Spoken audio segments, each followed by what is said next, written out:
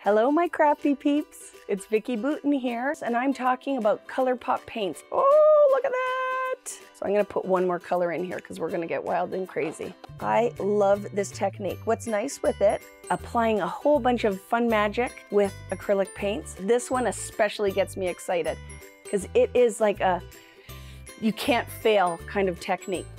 Oh, I love that.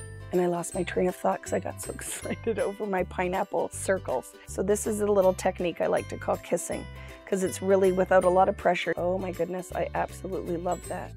And the more that you play with that, oh, look how pretty that is. So you really could do this all with blues if you wanted to. Lots of fun. Grab your stuff and start it with me. You got to start practicing to master all of these techniques. Thanks for watching.